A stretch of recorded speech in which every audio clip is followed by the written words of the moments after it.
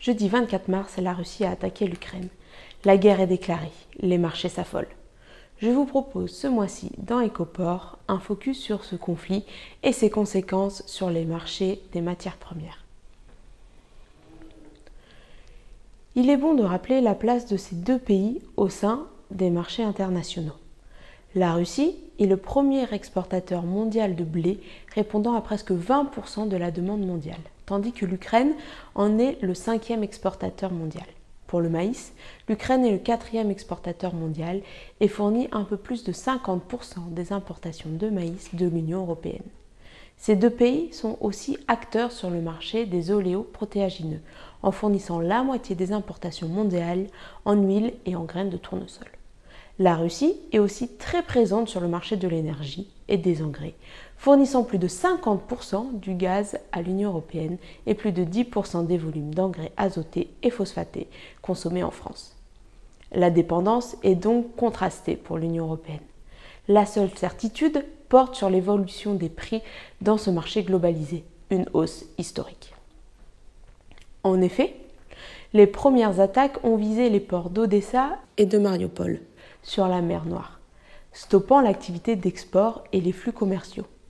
Il restait pourtant début février plus de 6 millions de tonnes de blé à exporter depuis l'Ukraine et 12 millions de tonnes depuis la Russie, privant les marchés de ces quantités. À noter que ces deux ports ont permis d'embarquer 95% des exports de blé ukrainien en 2020. Les dernières sanctions imposées par l'Union européenne touchent directement les grandes entreprises du port maritime russe de Novorossiysk. Il est interdit de réaliser directement ou indirectement des transactions avec ces entreprises. La mer Noire est le point géostratégique dans ce conflit. Du côté des prix, c'est l'affolement sur les marchés du blé et du maïs, et même du complexe oléoprotéagineux. On s'attendait à une volatilité, on l'a observé. Entre le vendredi 25 février et le lundi 28 février, le blé a pris près de 50 € tonne pour les reperdre le lendemain sur l'échéance rapprochée de mars 2022. La semaine dernière, les cours de la récolte 2022 à venir ont eux aussi franchi le seuil symbolique des 300 € tonne.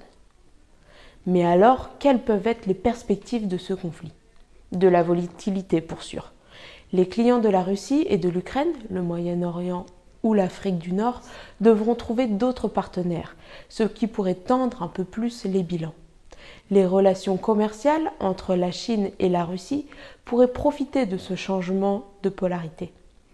Après 2 ans de travaux, un nouveau terminal céréalier ferroviaire sera inauguré au cours du 2e trimestre de cette année, reliant la Sibérie à la Mandchourie chinoise. Même si la demande en blé chinois est croissante, les coûts logistiques alourdis pourraient freiner cette perspective. Ensuite, sur du plus long terme, 2 choses sont à noter.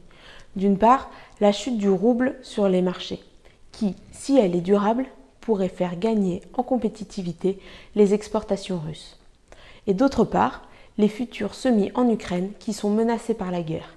Et toute difficulté importante impacterait notablement les échanges mondiaux. Les scénarios sont multiples et la géopolitique donnera le ton pour l'avenir. À bientôt.